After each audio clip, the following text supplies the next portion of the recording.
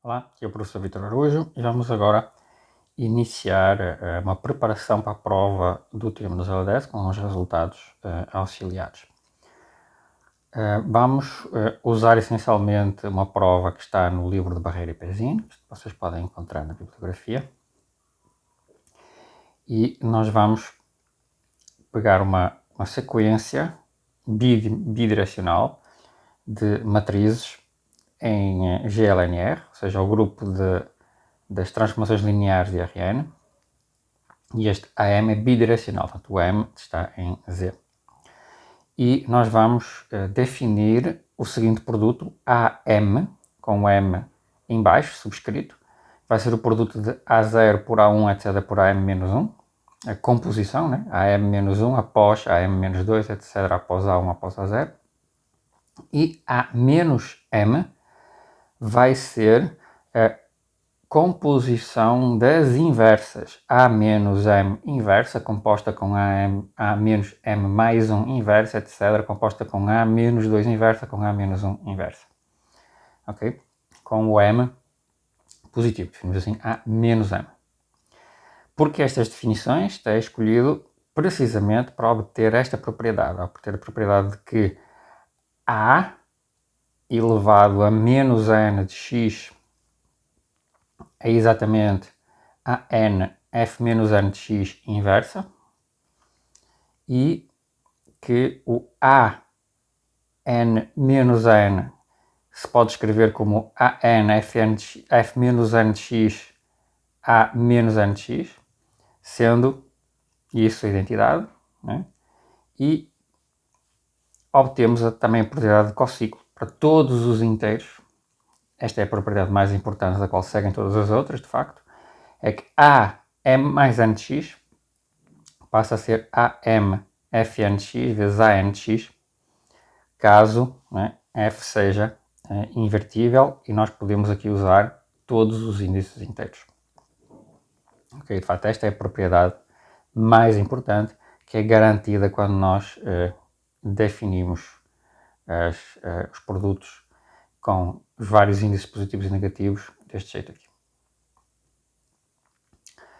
Uma noção importante é a noção de equivalência temperada. Então, nós dizemos que uma sequência de transformações lineares é temperada se a sua norma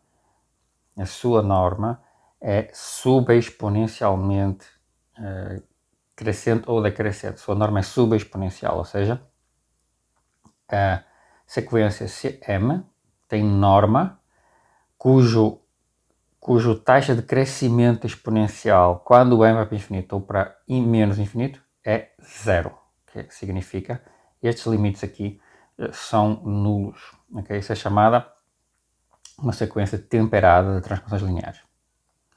Certo? Onde é que isto é usado? É usado para definir a seguinte noção de equivalência de sequências de matrizes, duas sequências de transformações lineares, AM e BM, com M inteiros, dizem-se equivalentes se existe uma sequência temperada de transformações lineares de tal forma que o BM se escreve à custa do AM por uma mudança de coordenadas dada pela CM mais 1. Deste jeito. Okay? Isto é como se fosse uma mudança de coordenadas. E se eu puder escrever a BM à custa da AM por uma composição com uma sequência temperada de transformações, né, deste jeito, então elas dizem-se equivalentes. Qual é a importância disto? É que isso não é complicado de ver por causa destas condições. Okay? Que se eu tiver duas sequências equivalentes de operadores lineares, então os expoentes de Lyapunov de uma sequência e da outra são exatamente os mesmos. E mais ainda, eles têm a mesma multiplicidade. A dimensão do subespaço vetorial correspondente a cada expoente é exatamente a mesma. Okay?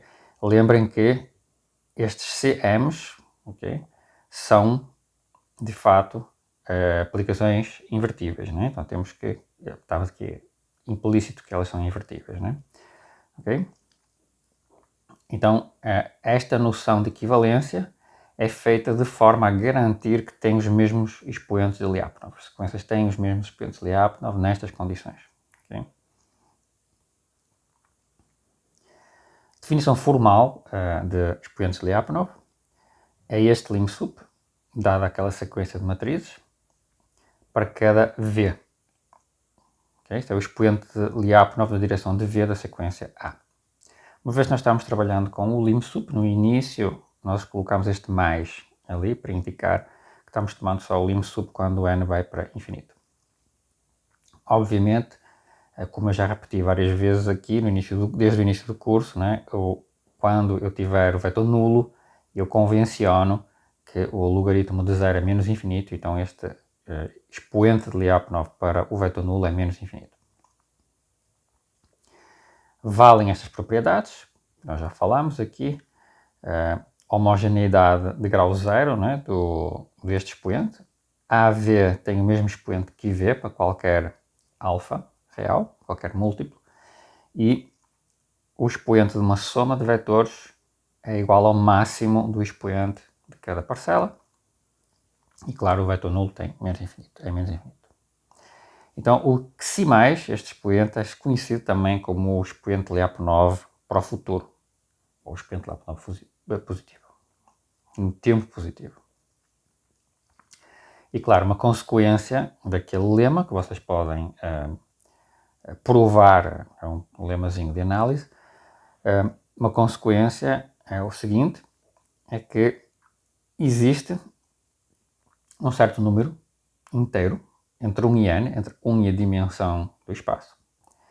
E existem números reais, que são os expoentes de Lyapunov, Xi1+, etc., Xi-p+, ordenados, distintos, que nós vamos ordenar para ficar mais claro, de tal forma que a filtração dada deste jeito, o conjunto dos vetores cujo expoente futuro de Lyapunov é menor ou igual que um destes números, né, forma uma filtração estritamente crescente do Rn, que cobre, né, que vai desde o vetor nulo até ao espaço inteiro, de tal forma que nas diferenças destes espaços, ou seja, no Fi menos Fi menos 1, nas diferenças, todos os vetores têm o mesmo expoente futuro. Xi, né, para cada i. Certo? A prova do lema, ela pode ser facilmente entendida usando o fato de que os espaços vetoriais são de dimensão finita, okay? E que aquela sequência de filtrações, aquela sequência de subespaços é crescente. Portanto, ela tem que ter um certo número finito de saltos. Okay? Essencialmente, é essa a intuição. E eu vou passar isto aqui, vocês conferem isso com calma. O espectro de Lyapunov é o seguinte: se eu olhar a filtração associada ao expoente, àquela função Xi+, associada àquela sequência de matrizes, dada esta filtração, estes números, a diferença das dimensões dos subespaços daquela filtração, é dita a multiplicidade de expoente, como também já foi mencionado, e esta família de números, o expoente e a sua multiplicidade, né, e de 1 até p, em que p é o número de expoentes da sequência considerada, chama-se o espectro de Lyapunov, do expoente de Lyapunov, daquela sequência de matrizes. Okay? Portanto, é o conjunto dos expoentes com as respectivas multiplicidades. É claro que a soma destas multiplicidades é a dimensão n do espaço. Podemos repetir todos estes argumentos para os expoentes para o passado. Ou seja, dada uma sequência de matrizes para trás, né, ou pego numa bidimensional e considero só os índices negativos, nós podemos definir o expoente Lyapunov para o passado, o expoente Lyapunov para trás, como sendo que si menos agora, em que eu vou tomar o lim_sup, mas olho para n indo para menos infinito. Okay? Olho de novo para o AN de V, para cada vetor, mas eu divido por n em módulo para garantir que aqui é um número positivo. Então, não é nada difícil de ver, é trivial que esta função tem exatamente as mesmas propriedades que a sua correspondente para o futuro, portanto, que si menos tem as mesmas propriedades que a que si mais, e, portanto, eu posso também olhar para os expoentes que eu obtenho com a que si menos. Ok? Neste caso, nós vamos ordená-los de uma forma invertida, ou seja, o maior, né, vai ser o primeiro, né, enquanto que no caso dos positivos o maior era o último, né, o menor era o primeiro. Então a gente ordena ao contrário, vocês já vão ver porque é que vai ser ordenado deste jeito. Nós ordenamos os negativos, portanto os expoentes para o passado, de uma forma invertida, e estes expoentes vão também estar associados a subespaços, né, e a uma filtração. E vão ter também as suas respectivas multiplicidades, exatamente como os expoentes para o futuro. Então nós temos aqui o espectro de Lyapunov para o expoente para o passado. Okay? É o mesmo processo. Vamos discutir agora um pouquinho sobre a mensurabilidade do espectro de Lyapunov. Isto é uma discussão um pouco técnica, mas é preciso ter consciência de que é importante conferir a mensurabilidade para nós depois podermos, né, usar esta informação para fazermos operações com elas, né? Tomar limites, somar, integrar, etc. Né? Então, nós vamos assumir que a aplicação que associa um ponto do nosso espaço a uma matriz é mensurável, e, ou seja, para cada aberto no espaço de operadores lineares, né, na topologia induzida pelo RD elevado a D, porque isto aqui são matrizes D por D, okay? Então eu posso simplesmente pensar nesse espaço como um subconjunto de RD por D. Então nessa topologia nós podemos dizer que dado um aberto ali, o A-1 de W, ou seja, o conjunto dos pontos do espaço, né, que são enviados nas matrizes que estão no aberto W, ele é um boreliano. Okay, vamos assumir que a sigma álgebra de Borel pode ser outra, mas vamos supor que é de Borel. Então dizemos que o A é um Borel mensurável. Dado um ponto do produto, o ponto x, o vetor, nós definimos o expoente futuro do jeito que a gente está à espera, né? dado aquele cociclo, né? Definido deste jeito. E uma observação importante é que isto não depende da norma que a gente escolher aqui, certo? Porque qualquer outra norma num espaço de dimensão infinita é equivalente e, portanto, a constante de equivalência vai desaparecer quando nós calcularmos este limite. Aqui deve ser m. Né? Então, e claro, para cada x fixado, esta função, com x fixado em uma função de v, satisfaz todas as propriedades do expoente Lyapunov, né? Para uma certa sequência de matrizes, okay? Que é esta sequência aqui. Portanto, eu posso definir os expoentes Lyapunov, posso definir a filtração, etc. Okay? Então, para todos os x, para todo ponto, uma vez que eu estou definindo com o lim_sup, né? Eu não preciso da existência do limite para definir estas coisas, por enquanto. Então, para todo x, existe um número positivo, o P de x, a coleção de expoentes de Lyapunov de x, né? A filtração Fi de x, como antes, né? Com as propriedades que a gente tinha para a coleção que nós definimos para uma dada sequência de matrizes. Agora a sequência de matrizes depende do x. Okay? E temos aqui o espectro de Lyapunov de x. definido usando os números, né, os expoentes e as dimensões, as multiplicidades pontuais em x. Por construção, nós temos o seguinte, que se eu definir este produto semidireto, né, f de xv, como sendo o fzinho de x na primeira coordenada e na segunda coordenada o a de x vezes o v, né, nós temos automaticamente que, bom, vamos ver a prova daqui a pouquinho, que o expoente LEAP9, o número de expoentes LEAP9, né, e cada um dos expoentes LEAP9 são funções Borel mensuráveis, que elas são invariantes para a transformação f, e que os subespaços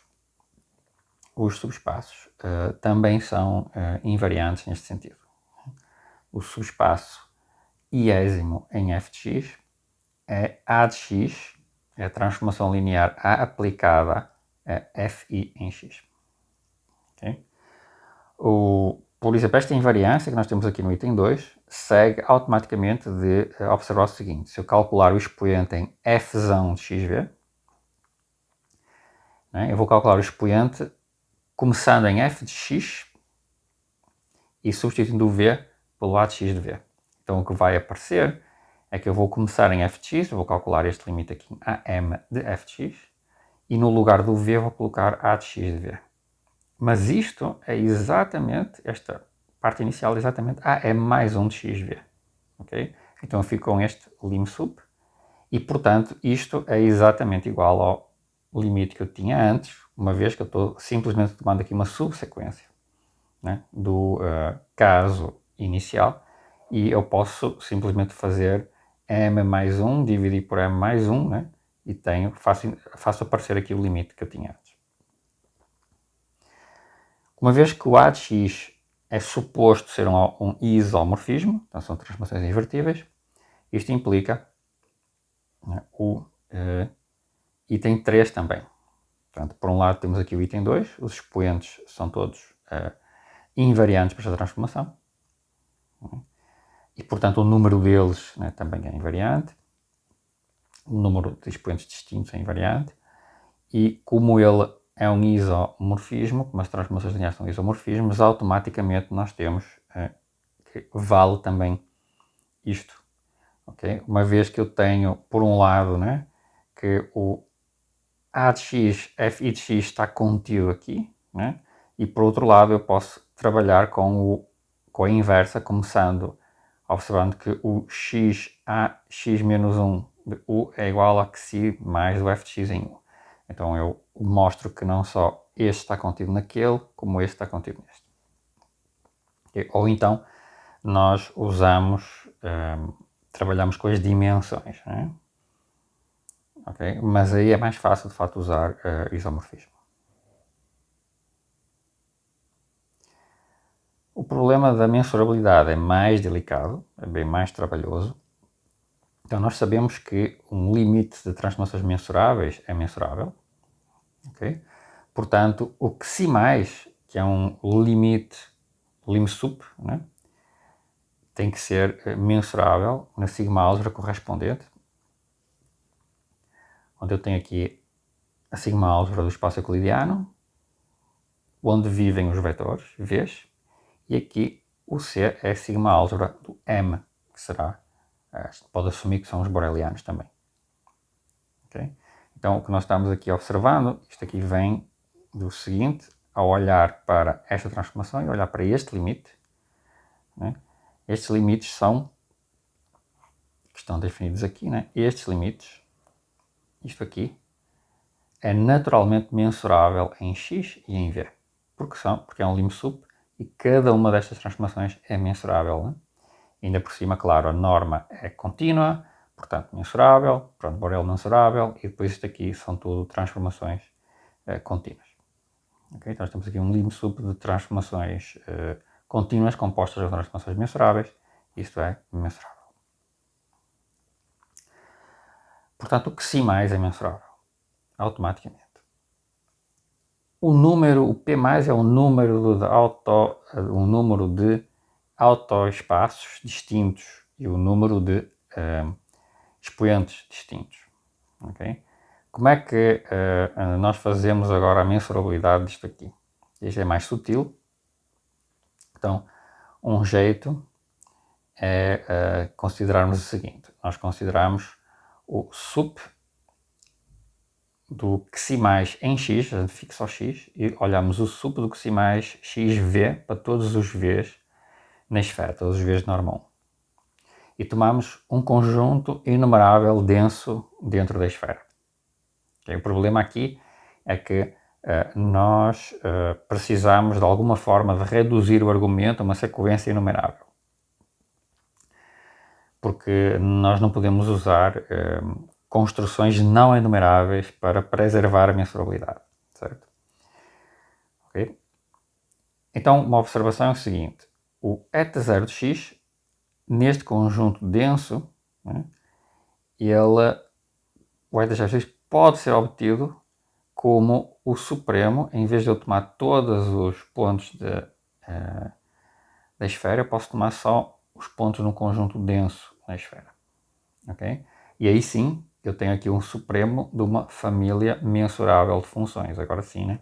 E portanto, eu posso dizer que este supremo aqui é mensurável. Porque é que este supremo coincide com este? Né? Bom, acontece que para cada x, o lim_sup em função de v, né? O lim_sup em função de v, ele é essencialmente contínuo, fixado o x. Porquê? Porque eu estou trabalhando com uma sequência de operadores lineares. Okay? Então, se eu tomar um vetor v', digamos, muito próximo do v, né, eu posso dizer que a norma dos dois está muito próxima e, portanto, a norma das aplicações lineares correspondentes também vai estar bastante próxima. Certo? Então, usando esse argumento, eu posso mostrar que calcular o supremo fixado x, é importante fixar o x, calcular o supremo para todos os v's, é a mesma coisa, todos os v's na esfera, é a mesma coisa que calcular o supremo para todos os v's num conjunto numerável denso da esfera. E, portanto, isto vira mensurável. Mas isto aqui vai nos dar o maior expoente. Só o maior expoente. Como é que eu obtenho os outros? Né? Bom, a ideia é usar o seguinte. Vocês olham para Grassmanniano de dimensão I, ou seja, é o conjunto dos subespaços de dimensão I de RD. E nós, olhando para todos os subespaços de dimensão I, para cada um deles, eu olho o sup do xi mais para todos os v's restritos a um subespaço I-dimensional. E depois eu tomo o ínfimo para todos os subespaços I-dimensionais. Okay? E de fato nós podemos realmente substituir, né, o ínfimo pelo mínimo, podemos substituir o sup pelo máximo, de fato. Então o que nós obtemos é que se eu tomar aqui os subespaços de dimensão D, que é só 1, né, eu recupero este número aqui, o eta0. E se eu tomar o I como sendo estritamente menor do que D, né, eu vou obtendo os expoentes menores os expoentes inferiores ao máximo. Vou obtendo todos os expoentes em sequência. Okay? Eu vou obter, digamos, a maior taxa de crescimento entre todos os vetores D-1 dimensionais. A maior taxa de crescimento entre todos os subespaços D-2 dimensionais. E por aí fora, vou baixando a dimensão e obtenho os máximos. E esses máximos vão-me dando todos os expoentes que eu tenho. Então, todas essas funções são mensuráveis porque eu tenho o mesmo tipo de construção. Este ínfimo, né, vai ser uma construção que vai envolver famílias de subespaços que eu posso também olhar para conjuntos densos, este sub também pode ser trabalhado com conjuntos densos. Estes x's aqui têm uma linhazinha para indicar que eles podem ser idênticos. Assim, por exemplo, se eu tiver um subespaço com múltiplo, imagina que eu tenho um expoente com multiplicidade de 2. Okay? Então isso significa que eu tenho pelo menos duas direções linearmente independentes com esse expoente. Okay? Então, quando eu olhar para esta sequência de números, vai haver duas repetições, porque uma direção tem um certo expoente e tem outra direção independente que tem o mesmo expoente. Então essas duas direções vão aparecer repetidamente nesta sequência aqui. Portanto, esta sequência, né, ela é crescente, mas não estritamente crescente, porque eu posso ter valores repetidos. Okay? Então, de novo, para eu mostrar que estas funções são mensuráveis, eu tomo um conjunto inumerável denso dentro da esfera de dimensão I, dentro de cada subespaço de dimensão I. Ok? E eu posso representar cada um desses subespaços de dimensão I como a imagem de uma certa aplicação linear de Ri em Rd-I, exceto o caso particular em que o meu espaço de dimensão I é vertical. E eu posso então olhar para subconjuntos densos dentro dos vetores dentro de todos os vetores de norma 1, mas de um subespaço de dimensão I, e olhar para o sup e o ínfimo, né, de todos esses números aqui. Isto se reduz a uma função mensurável por causa da redução de tomar supremos e ínfimos em espaços mensuráveis. Ok? O que é que nós podemos dizer acerca do P+, por exemplo? Né? O número de expoentes distintos é igual ao número de saltos naquela sequência ali. Aquela sequência x e linha, ela pode ter repetições, mas se eu olhar o número de saltos, que é exatamente este número aqui, isto conta o número de saltos na sequência. Okay? Então, ao calcular isto aqui, o número de saltos naquela sequência, eu vou obter o quê? Vou obter uma função mensurável, porque isto, né, são funções mensuráveis, isto aqui é uma soma de funções mensuráveis. Tá?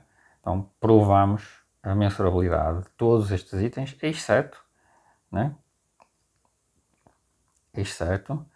a mensurabilidade de cada expoente, do iésimo expoente, digamos, okay? Aquele valor iésimo que eu não consigo identificá-lo ainda usando, pode ser este, eu não sei onde é que está exatamente o valor, o iésimo expoente, como uma sequência distinta de expoentes, e também tenho o problema das dimensões dos espaços Lyapunov e os próprios espaços Lyapunov. Okay? Falta ver a mensurabilidade desses objetos, mas nós vamos, entretanto, ver como eles são construídos e no final a gente vai perceber que eles têm que ser mensuráveis, seguindo a construção deles. Uma outra ferramenta fundamental é o teorema ergódico subaditivo de Kingman, que vocês já conhecem da teoria ergódica, portanto eu não vou ficar aqui explicando o teorema de Kingman, e há uma consequência do teorema de Kingman que nós também já estudamos, vimos isto em teoria ergódica, que é tomar o valor máximo do expoente Lyapunov, que é olhar esta sequência aqui, né, que é subaditiva, e portanto aplicando o teorema ergódico de Kingman nós obtemos o valor máximo do expoente. E podemos usando estas desigualdades, obter a integrabilidade do maior expoente. Porquê? Porque nós assumimos como hipótese, né, que este logaritmo, o logaritmo da norma de a de x, ou o logaritmo da norma de a de x menos 1, são mi-integráveis em relação à medida invariante da transformação de base. E, portanto, nós podemos garantir a integrabilidade, okay? Do máximo e também do menor, né? Do menor expoente. Este menor expoente é integrável se eu assumir esta condição. Portanto, se eu tiver uma aplicação invertível e eu assumir esta condição, se não, ele pode ser menos infinito. É possível que ele seja integrável, semi-integrável, digamos, né? Os expoentes em cima, eles são finitos por cima, são integráveis por cima, eles podem ser semi-integráveis, ser não integráveis por baixo. Estamos agora prontos para começarmos a entrar no argumento principal da prova, que é um argumento nesta prova devido a Rango-Nathan. Nós veremos no próximo vídeo.